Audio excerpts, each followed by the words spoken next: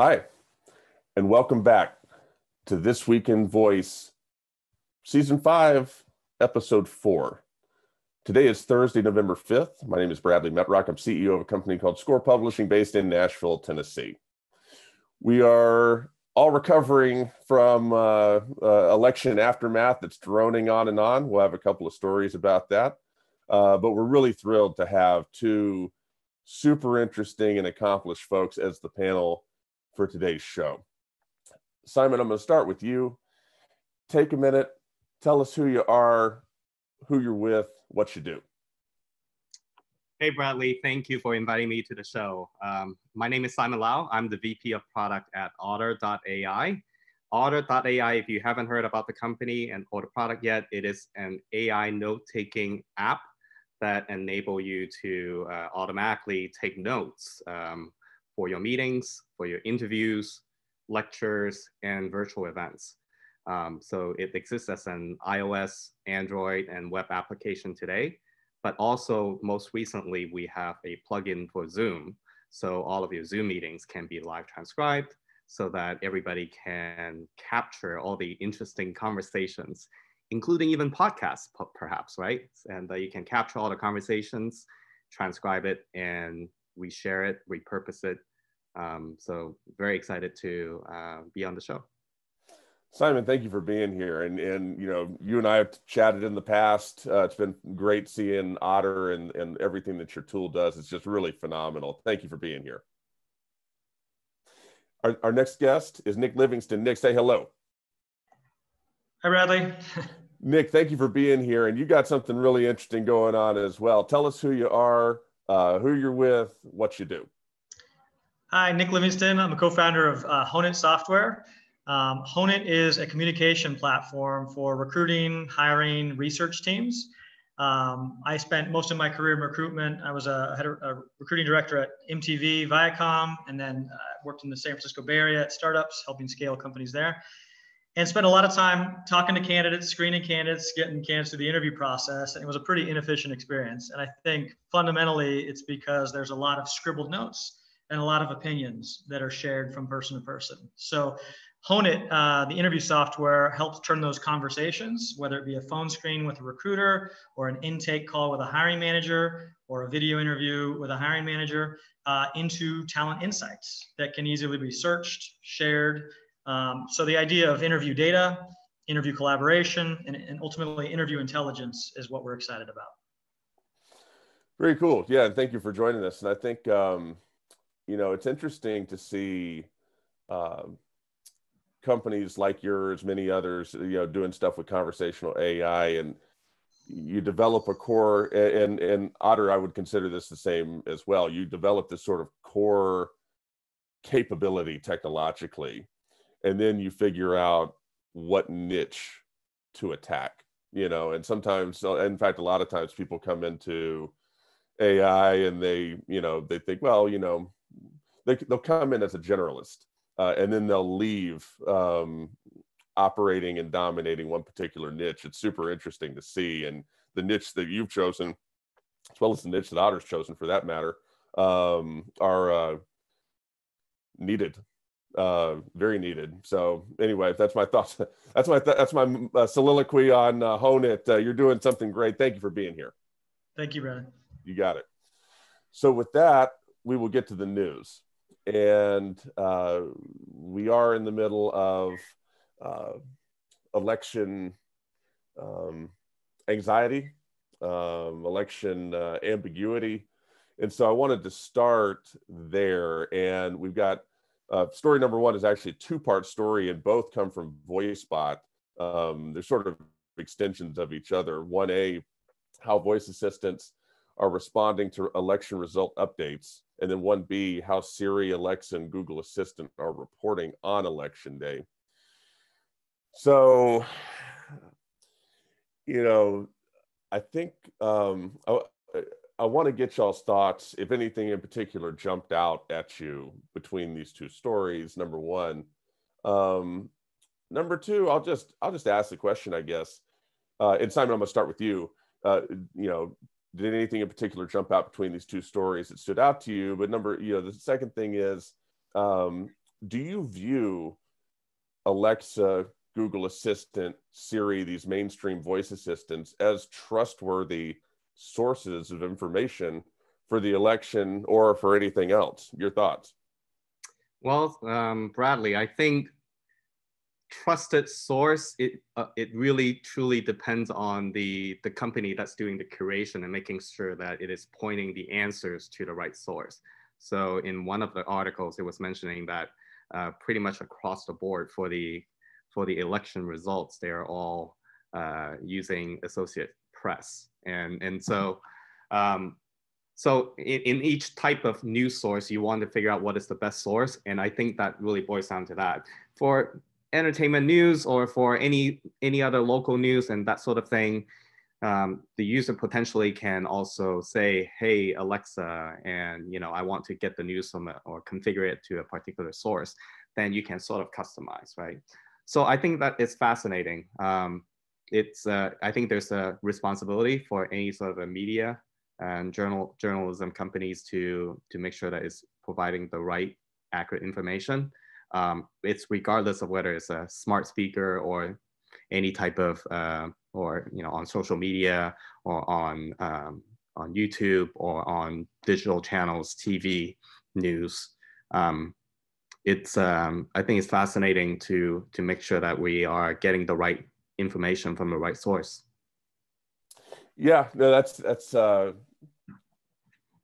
an interesting way to view that, and I think you're right. These voice assistants, in many ways, certainly up until this point, just route, they're receivers of queries and they're routing things different places. And from your comments, you view that apolitically. I think that's probably the way I would view it. And that's interesting to hear your thoughts. Nick, I'm going to ask you the same question.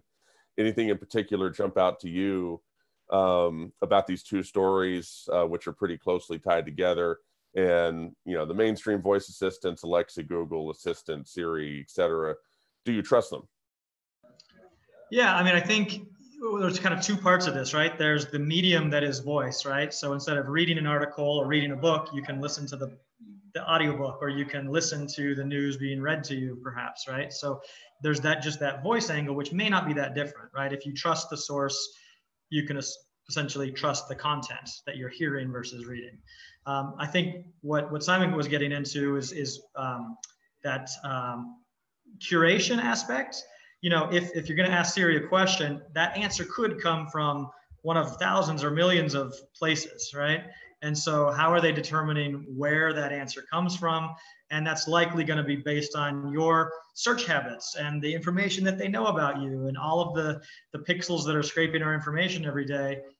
Those are going to go into the result or the content that we likely hear or get back. So I think any of these, this curation debate is a big thing now with Twitter and Facebook and blocking tweets or blocking content. I mean, are they a platform or are they a publisher, essentially? Sure. Yeah. And I think it's really interesting to see Twitter, for example, and the whole thing about Trump at 2:30 a.m. or whatever comes out, says, hey, I won. Twitter says, no, you didn't. A lot of people said, no, not yet.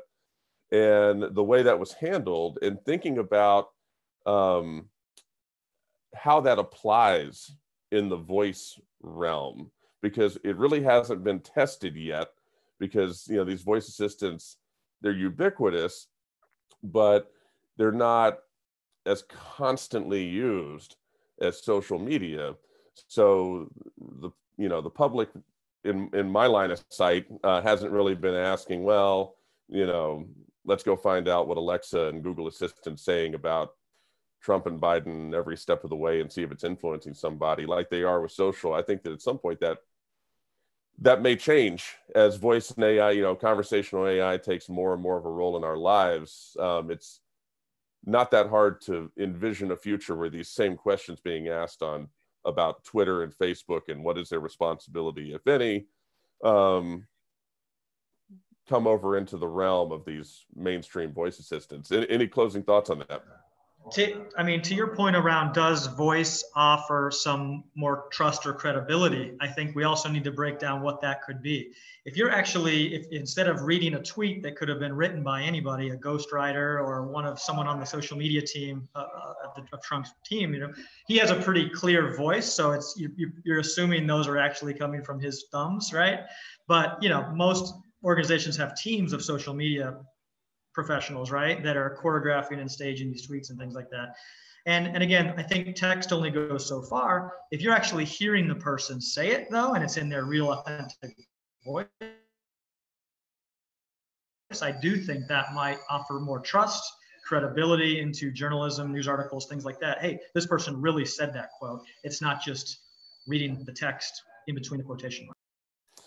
I think that's a good point. Audio and hearing somebody, there's a whole other credibility calculus there, and I think some people might say, well, what about, fake voices and things like that? And maybe there's a Pandora's box to open there. But yeah, it's just interesting to me to look at the discussion around the election and think about, and then sort of merge that into the direction that we know that these voice assistants and AI is going, and think about what that intersection portends. Simon, any closing thoughts on that? Yeah, I think that's a great point. I want to build on what Nick is saying. I'm thinking of it as the soundbite of the actual person saying something, right? So then you also hear the intonation and the way that it was expressed, rather than even some social media influencers, they have a very clear voice, even that carries through the wording and word choice and the way they tweet. But still, having that soundbite, I think that's interesting, because on TV, if you see a clip of either Trump or Biden say something, right, there's certainly the way that they deliver that message that also carries some information. So what I've noticed is right now, so far, I haven't noticed a lot of sound bites through these voice assistants yet. So maybe it takes extra work to do the curation and make sure that you're not only just having Siri or Google Assistant reading out according to this source, this is the answer that I got, and then the voice assistant read out a paragraph of the content that is written. So I think that might be the next natural step to make sure that there's more of the original soundbite that gets delivered through these voice channels.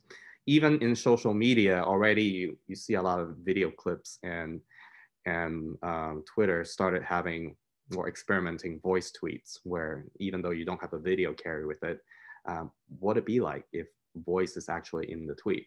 So I think that next step, I think, is interesting. Maybe it can deliver the news faster. Does it really help to make it more trustworthy? We don't know. I think there's a lot of unanswered questions there, but I'm excited to see more of that soundbite to be delivered through either voice assistants or even social media channels. Excellent. Yeah, a great commentary all the way around on that. And I got a feeling we'll be talking about election for the next few weeks. So we'll leave that right there. Story number 2 from the Press Gazette over in the UK. Smart audio, what publishers need to know about the latest tech revolution. So this article, it's long, first of all. It covers a lot of ground. There's a lot of different moving parts to it. And Nick, I'm going to start with you. Sort of a generalist kind of piece. We like to include these things on the show. Anything in particular jump out to you about this piece? What are I'll just leave it right there. What are your thoughts? Which are we talking about, the smart audio one? Yes, we are, from the Press Gazette. Gotcha. I think the article, my initial read on the article is just, it seems limiting, right? I mean, I think every publisher, every website out there has the ability to share audio content, right? I mean, video has been all the rage for 10 years. And I think people are coming back to voice and audio, recognizing convenience and things like that.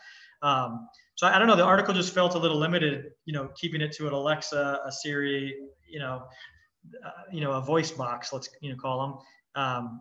I think publishers in general could start infusing more interesting audio and content within the articles that we're reading, within, you know, the publisher experience in general. Yeah, no, I agree with that. You know, yeah, I agree with your thought that this article does sort of frame things up in a constrained kind of way. It sort of limits its own scope. But thinking about how publishers sitting on all this content, we're all inundated with content. How do you continue to monetize that? And Simon, I'm going to ask you the same question. Interesting sort of article here. It's one of these that sort of stays at a lot of, you know, surface depth, but I want to get your thoughts. Anything in particular jump out at you? Well, the two charts jumped out at me. So I'm staring at a chart, the first chart that says proportion that use each device to access news in the last week. So that's from 2013 to 2020 UK. So the interesting observation there on the chart is that the two lines that cross each other are smartphone and computer. So essentially those two are smartphones taking over computer. So more people are consuming news through smartphone instead of computer. Tablet, pretty flat. Smart speaker has a start. Right now is at about 5%. So I think the adoption is slow, even though almost everyone I know has at least one or two. So I'm curious what that really means. Like, is it what people are using smart speakers for? And is news the most efficient? Is it the most efficient way to deliver or consume news? So I think it's still slow adoption. And then the next chart underneath, do you ever use voice assistant to access news content? I didn't do the math, but it looks like about what? So it says 424 says no, 95 says yes. What does that come out to? Probably 10%, 20%? Yeah, so 20%. 20%. So yeah, so I'm interested in seeing the trend, because I know, for just one data point for myself, oftentimes when I ask a question, the voice assistant answers very long, and I tend to just say stop. I get annoyed. So that's one thing. I also appreciate the combination of audio and visual. Kind of take it back to the election results. I think it's interesting to see the maps. So, and that's something that voice assistants are not going to deliver. So how are we going to augment that, right? Is it through these smart screen / voice assistant devices, so that you get both the visual and the audio to deliver the output? So those are the type of things I'm interested at seeing what the trend will be. Yeah, well, I like the other piece about it, where it just talked about how the newspapers have a real disadvantage here, you know, and that they're you know, well, most of them have a website online, let's say, but still, just this idea of going from physical paper text, where you're writing for a town and you're trying to write something for the entire town to read, versus writing something that a specific person you're trying to get in front of would want to read, right? And that kind of audience segmentation is how the world of advertising and how the world of publishing works today, right? It's publishers have access to audiences that are unique, and then advertisers are willing to pay money to get in front of those eyeballs of that particular demographic or that particular audience segment. So I think with smartphones versus the speaker on your table or your nightstand, you know, that speaker's not moving with you. So I can see why there's a limit. You know, you have a couple hours a day maybe where you're in front of it,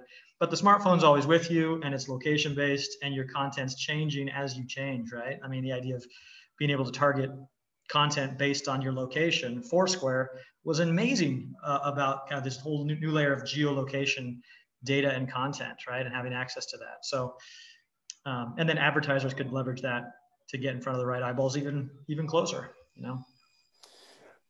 Absolutely. And, you know, it's, I read this article and I think about, you know, Simon, I think it was great to point out the graphs. I think that, you know, it's easy to overlook them in this wall of text, but there's two very interesting visuals in there, and the 80% saying that they've never or they don't currently use smart speakers, voice assistants for news. I think that I would expect that to grow over time, and I'll share with you a little bit of an anecdote from me personally. So this is my Note 9 phone, which I've had for the last couple of years. I need a new phone. We'll see if it's Apple or reselling us the iPhone 5, or if it's the Pixel, or one of these fold things that all the 18 to 20-year-olds are using.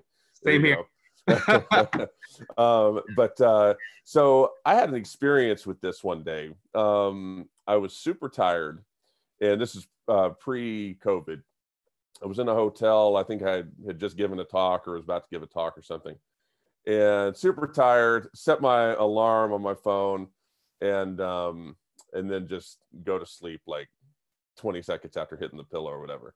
So I wake up to my alarm, and it's not a normal alarm. I'm like jarred because it's not a sound. It's not a chime. It's the news.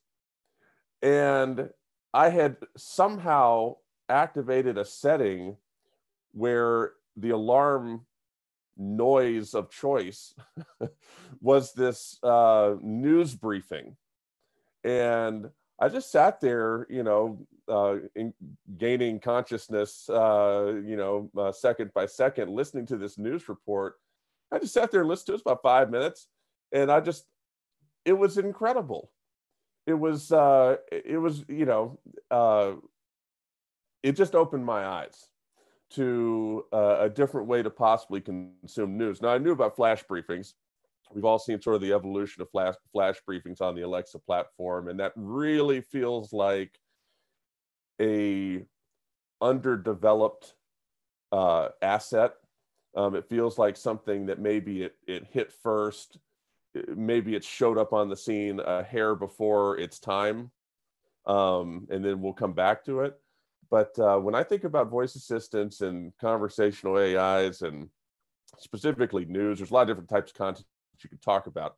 But when I think about news, I think about flash briefings really being the Death Star of changing the way, people consume news, and sort of bring voice and AI into that picture. Any closing thoughts on that, or anything related to the article?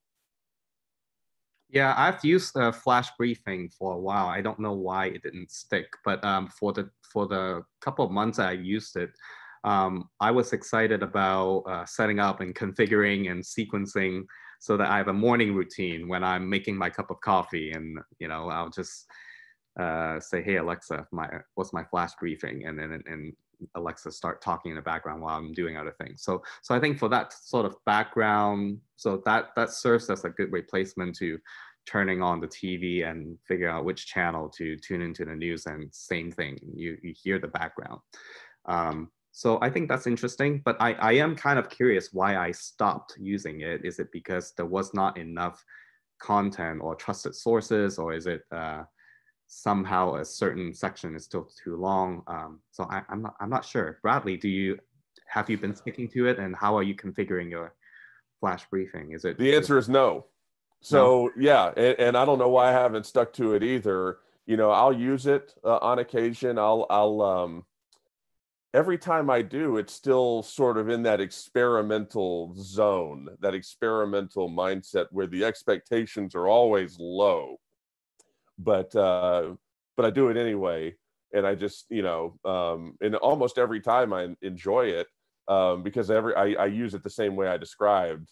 For me personally, I'll wake up to it, and but yeah, I don't know, something's missing, and you're hitting on it. And I think we've seen that from adoption. We've seen a lot of adoption, and it hasn't stuck. The consistency and the stickiness of user routines, over and over and over and over and over again, and permanent formation of habit hasn't been there. And it's far from just the two of us. That's a well-documented fact. And so I agree. I don't know if we need that next level of context brought to AI, to where we just know it's going to give us that good information without having to think about it, and build up that trust. That's got to be part of it. Maybe there's others. Nick, anything else to add?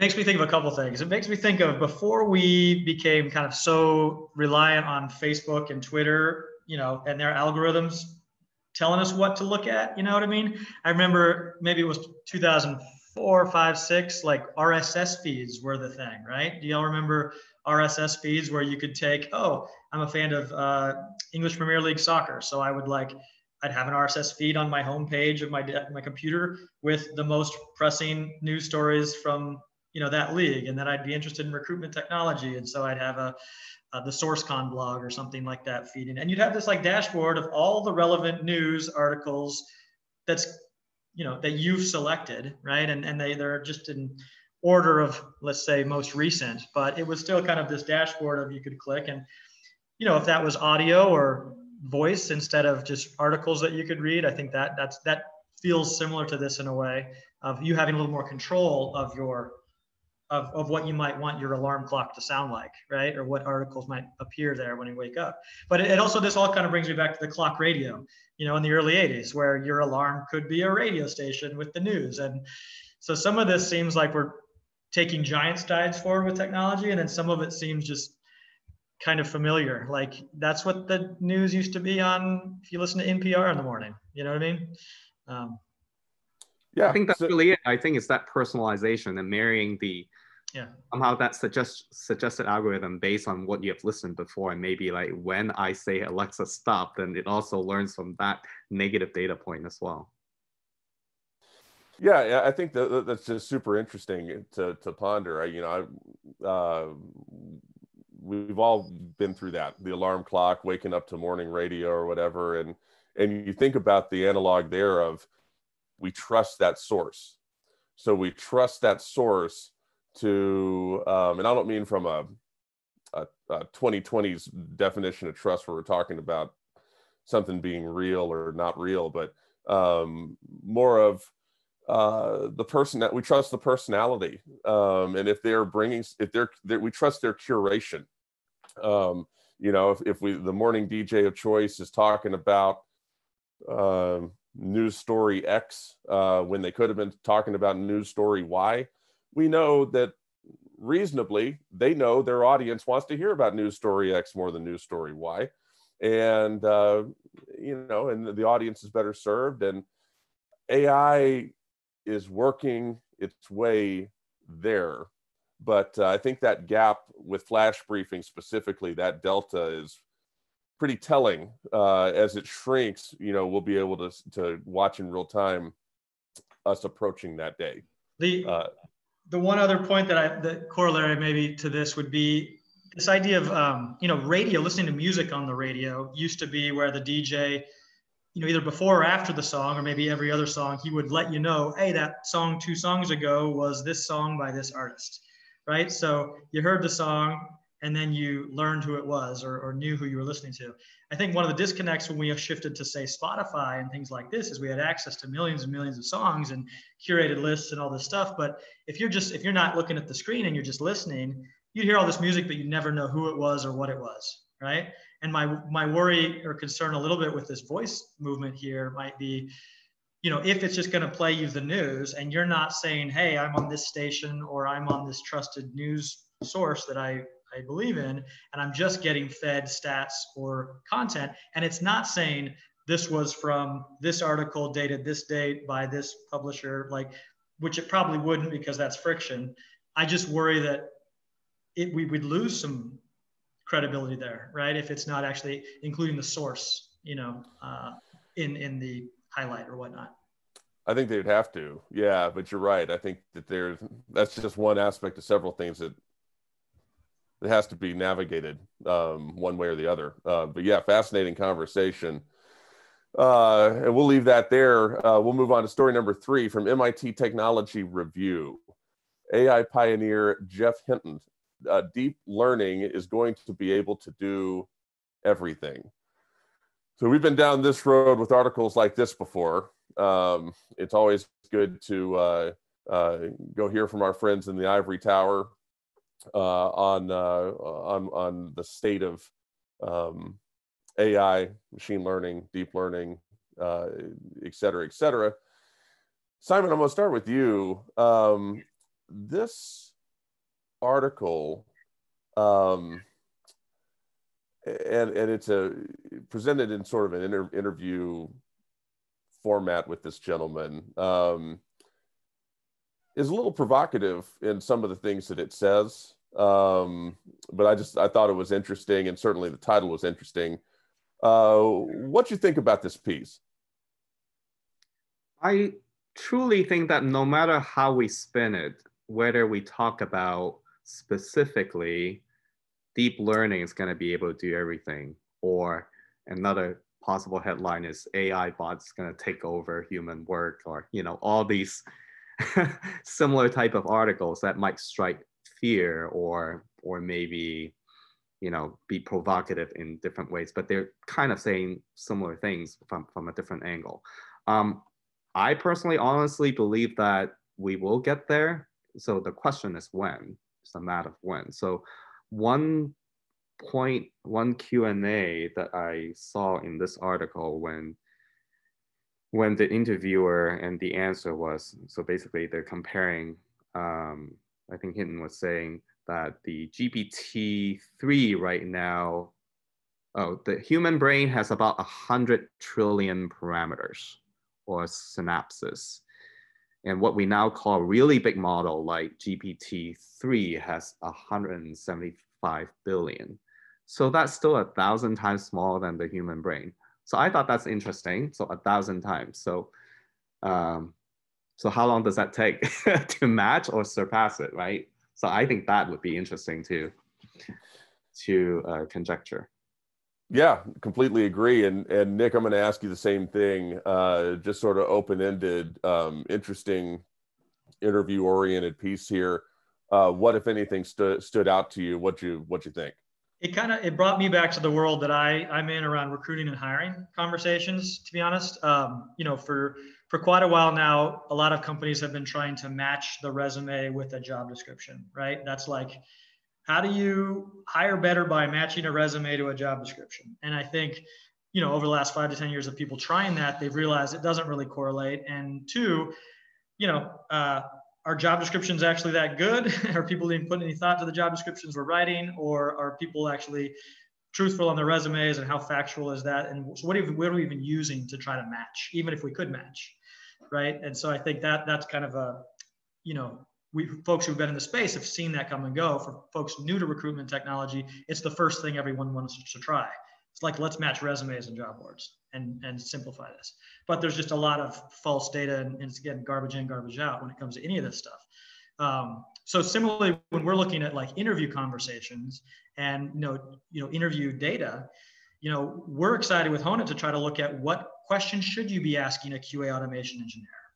And more interesting is what makes a good versus great answer to any given question, right? And so this idea that now you capturing this data, you can start to do really cool stuff with it. I think where some companies, there's a slippery slope around, are we trying to just capture a lot of data and provide some insights to make the person make a better decision, like to have a better informed decision that a human makes? Versus you go one step further and we're trying to say, oh no, we're building a system that's actually going to analyze these interview questions and answers, spit out a number, and then that's it, right? And so, versus the matching jobs to matching resumes to trying to make the decisions around conversation intelligence, I think there's a big difference there.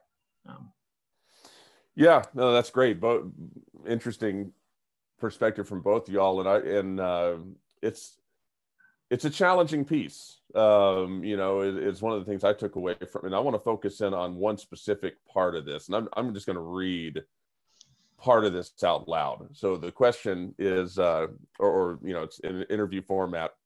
So the interviewer says, a lot of the people in the field believe that common sense is the next big capability to tackle. Do you agree? And then Hinton says, I agree that that's one of the very important things. I also think motor control is very important, and deep neural nets are now getting good at that. In particular, some recent work at Google has shown that you can do fine motor control and combine that with language so that you can open a drawer and take out a block and the system can tell you in natural language what it's doing. So he basically completely ignored that question. And I found that really insightful because, you know, when you ask about common sense, okay, you know, you're talking about immutable, irrefutable, hard encoded to our humanity ground truth. And for that to be incorporated into an AI, I guess I would simply say you better be right. You know what I mean? Like with whatever you think that is, you better be right. And I want to use a specific example.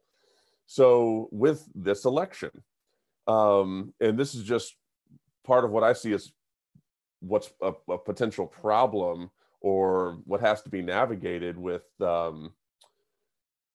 so-called common sense. So if you ask people on the political right, what is common sense about this election? Well, they're going to tell you that what's common sense is looking at one particular candidate who has thousands, tens of thousands of people come to events, while another candidate has almost no one come to events.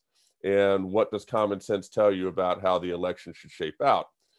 The other side, if you ask the political left what is common sense, they would say, well, of course no one's going to come to any events because we're in the middle of a 100-year pandemic and nobody wants to get sick. And so they never even tried to do that. That was never even on the table to do that. And so you can't discern anything. So you have two pretty divergent views of common sense. And those are the precise words that would be used, by the way, on either one of the sides of this discussion is the words common sense to describe this. So I pity the AI researcher or the data scientist who has to navigate these waters, because I think there's plenty of things with us as human beings where there would be reasonable disagreement on what common sense is. But when you introduce politics to it, which a lot of times with our culture can easily happen, then it just gets worse. And so that's one thing I keyed in on. I was really looking forward to an insightful answer to the question. I absolutely didn't get it. But in a way I did get it, because what is there to say other than that that's going to be super challenging? Any closing thoughts on this piece before we move on to the last one? I think it's all fascinating. We spend a lot of time thinking about like interview bias, and that could stem around like who is asking the question. Is a candidate going to have a different answer to a question if it's a recruiter asking the question versus a QA engineering lead versus a VP of engineering versus a co-founder, right? Are you going to change the way you answer a question depending on who's asking it? Similarly, like when you hear someone's answer, you know, the context around who's saying it, what their resume says, where they're saying it from, all of those things might go into what you're hearing. So, I mean, part of me gets excited about, you know, conversational AI or data science with politics, and maybe removing the ambiguity, the subjectivity, all that context. And if you shared a quote with someone from the right or the left without saying, here's a far left liberal saying this thing, maybe the person on the far right would hear it differently. You know, so maybe if we strip out some of that stuff and just talk about what was said or what is the thing and not who is saying it or who is trying to be the intermediary, that might help us. And maybe data or true conversational AI might reduce that bias. That'd be nice. If we could do that. Simon, any closing thoughts? Yeah, so in terms of, we just talked about common sense and context. So in the context of when Otter is trying to tackle, whether it is interviews or lectures or meetings, right? So people spend so much time in meetings, Otter is helping you to transcribe it. And eventually we want to analyze and be able to come up with insights about the conversations. Like, you know, you have a 10 people meeting, it's a very expensive meeting. So hopefully you can retain some information, extract action items, and make some sense out of what was discussed. So common sense is relative. Do you want the AI to tell you what you want to hear? Or do you want the AI to be very objective and somehow derive something that's actually counterintuitive and it's not quote unquote common sense, right? So I think it's kind of relative. So that's one thought. The other thought is that, yeah, I think it's very challenging to be able to say just, hey, neural network or AI, machine learning, let's try to come up, tackle common sense, because it would be challenging to be able to say fed the right amount of data to make sure that it spits out the right conclusion or the right summary, the right meeting summary, or the right meeting insights or conversational insights that will fit the need of every single scenario. So a level of personalization, a level of control to be able to peek into the black box of what you really want the AI to do, to yield the results that will derive the benefit. Some level of personalization or customization is required. So it would be interesting how much of it is really completely generic and common sense to all versus how much of the benefits of AI is deriving value that are beneficial to the individual, beneficial to an organization, a company, a school in those units. Well said. Yeah, that's great commentary from both of y'all on that. It's super interesting piece, and so I thought it'd be good to include it. And we'll move on to our last story of the week here from Tech Xplore. And I want to read this title specifically: Computer scientist researches interpretable machine learning, develops AI to explain its discoveries. So this is interesting. So this is AI telling us what AI is doing while AI is doing it. Nick, I want to start with you, and then Simon, I'll give you the last word.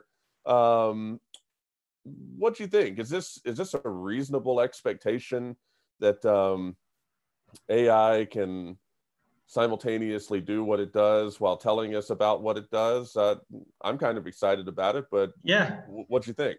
I liked it. I mean, and for those who didn't read the article, it's a reference around being able to, an image of a bird, being able to diagnose what type of bird it is from all the different attributes, but not just spit out, hey, this is a canary, but to be able to walk through and saying, oh, the beak is elongated in this shape, which makes us think it fits this particular, I actually like it because it's transparency kind of into the algorithm, right? It's not just a black box. So, and I think this might be a great way for people to not be so scared about AI, is if it wasn't just spitting out a result and everybody's like, what is that? How did that do that? But it actually just, through logic, and again, it's probably just ones and zeros and yeses and nos, and we're all very logical beings. If we knew all the yeses and nos that went into that decision, we might be less intimidated. We might be very impressed by how many yes and nos that algorithm thought about, but then it might not be as scary when we're like, oh, it makes sense. The beak is a little longer. The tails were yellow. It had 4 talons instead of 5 talons. And that's a good way to think about that. Wow. Yeah, no, completely agree. And Simon, I want to get your thoughts as well. This is sort of it makes sense when you read it, but I don't think it was necessarily intuitive before that. Your thoughts on this piece and this concept? I completely agree with Nick. I really enjoyed this piece because it reminds me how, let me draw some analogies. When students are in school taking exams, you don't just solve the problem and write the answer. You want to show your work in between, right? So there's got to be some interesting part about that. Why? Because you don't want to just get to the answer. Sometimes the reasoning in between, or if you are doing a proof where you want to, mathematical proof, you want to follow step by step to get to that point, so you understand how you arrive at the end. Or if you're reading an article, sometimes, you read the headline, okay, it's provocative, but you want to learn more. You want to hear more about what the author is saying. So I think naturally, human beings like that journey, like that story, like the reasoning, whether you just enjoy consuming content and get into the heads of the the content producer, whether it's an author or an artist or whatnot. And in the context of AI, me being a product manager of an AI product, I often ask my AI engineer, how the heck did we get to these results? And sometimes I get these blank answers. Well, we train the model and that's what it gets out. Sometimes I wish I get to see that peek inside a black box and be able to see these natural language, these machine learning models, and understand how we arrive at the accuracy or not for a specific type of data set that we're training when we're training an AI-powered transcription model. So I think it's insightful and interesting in every way. Cool. Yeah, complete agreement. And it sounds like we got some consensus on that. And yeah, super interesting glimpse into the future. And a lot of times we'll end This Week in Voice with a story that's more weird or bizarre or something humorous, but this one is more hopeful. So that's maybe it's not a bad time for that. Simon and Nick, thank you for being part of the show. Thank you for taking time to share not only your rich experience, but your expertise with me and the audience as well. Thanks, Bradley. Thanks, Simon. Thank you, Bradley. Nice to meet you, Nick. For This Week in Voice, Season 5, Episode 4. Thank you for listening or watching if you're watching on YouTube. Until next time.